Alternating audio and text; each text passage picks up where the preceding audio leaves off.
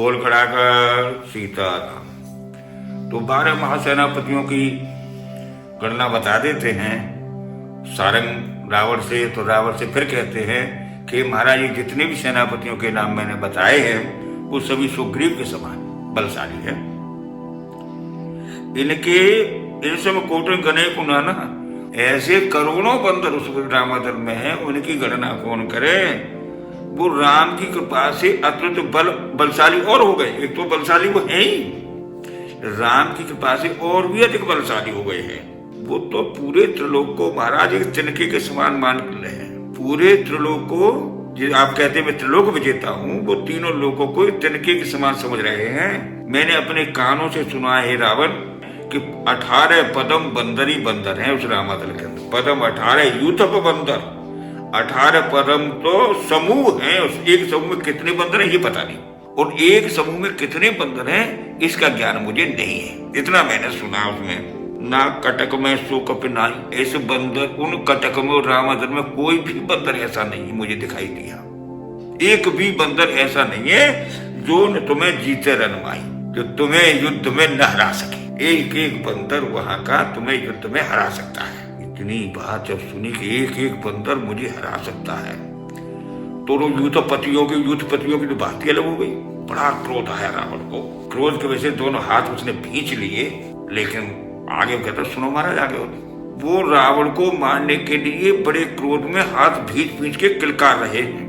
वो बंदर जितने भी हैं इतने क्रोधित हैं, इतना क्रोधित हैं कि मुट्ठी भींच के किलकार रहे युद्ध करने के लिए। लेकिन राम जी उन्हें आज्ञा नहीं दे। आए सो पैन दे रघुनाथा, लेकिन उन्हें राम जी आज्ञा नहीं दे रहे। वो तो ये कहते हैं कि महाराज समुद्र को तुम पी जाएंगे। इतने बानर हैं युद्ध की लालायत कि समुद्र को सूखने के लिए तैयार बैठे। वो कहते आज्ञा दीजिए, समुद्र के जल को तुम सुखा देंगे। समुद्र को पर्वत ला के समुद्र को पाट देंगे, जल को पी जाएंगे, सूखा कर देंगे और समुद्र में पर्वत भर देंगे और रास्ता बना लेंगे। ये राम जी ने आदेश नहीं दे रहे। मर्द गर्द मिल वही शीशा, ऐसे वचन कहीं से कीसा।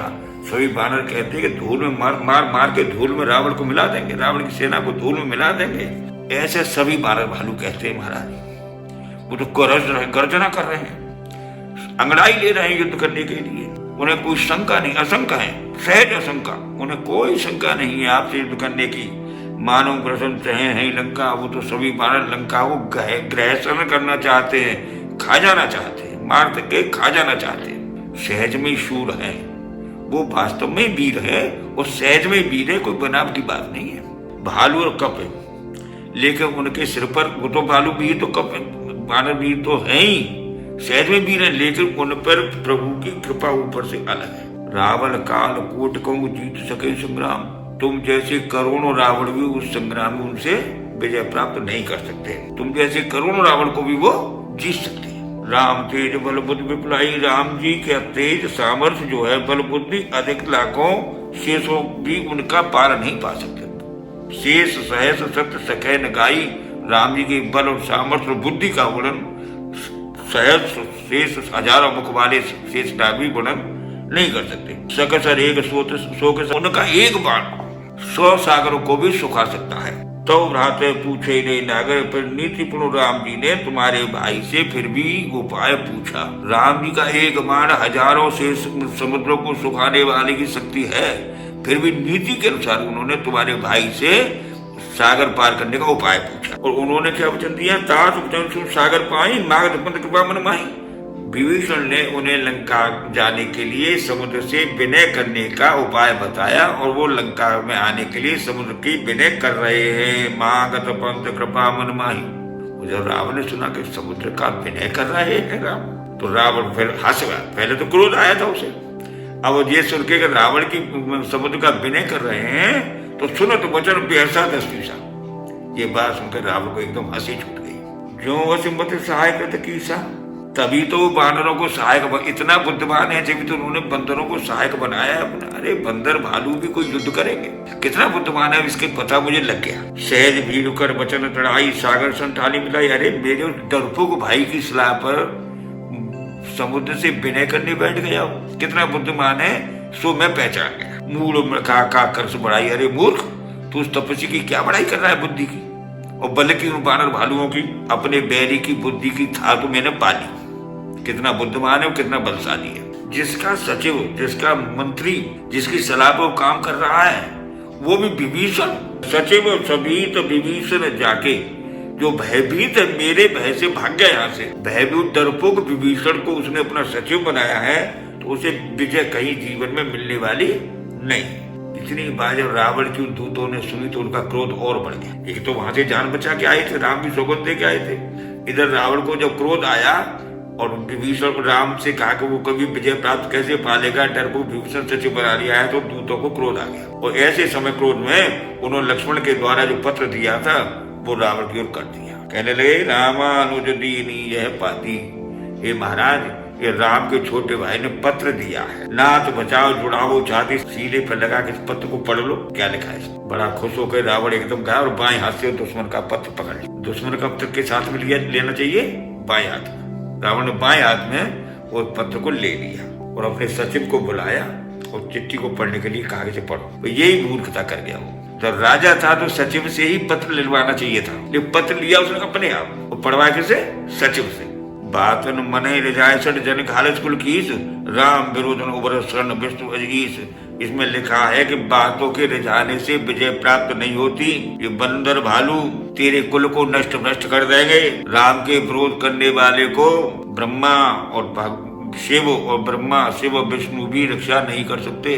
विष्णु अजीस, विष्णु ब्रह्मा और शिव जी भी तेरी रक्षा नहीं कर सकते, क्योंकि उनका वरदान था जैसे रावण को ब्रह्मा का और शिव जी का वरदान था। इसी लक्ष्मण ने लिखा है वो उस वरदान का तुझ पर तेरी रक्षा नहीं हो सकती। की तज मान अनुज एवो प्रोपद पंकज भ्रंग, होए के राम सराना खल कुल सहित प्रसंग। या तो मेरी बात मान के सीता जी को वापस कर दे, और जैसे पतंगा दीपक पे जल जाता है वैसे ही भगवान के बाण चलेंगे तो तेरा कुल का कुल नष्ट हो जाएगा। इतनी बात सुन के रावण को मुस्कुराहट हुआ। पत्र को सुना तो सभा में भाई दरबार में दिखाने के लिए मुस्कुराया और फिर सब कुछ सुनाकर रावण कहने लगा। भूमि पर आकर कहते कहा था, पृथ्वी पर लेटा हुआ व्यक्ति लंबा हाथ करके पेड़ से आम तोड़कर खाना चाहता है, सो ये लक्ष्मण कर रहा है। देखो ना, लघु तापच कर बाग बिलासा, कितनी जवान लिखी है इसमें, कितनी बढ़कर बात कही है इसने छोटे तपसी ने। कैसे को नाथ सत्सव कहानी, वो दूत कहने लगा सुख कि महाराज जो इसमें लिखा है वो सब सत्य है, वो ऐसे ही है,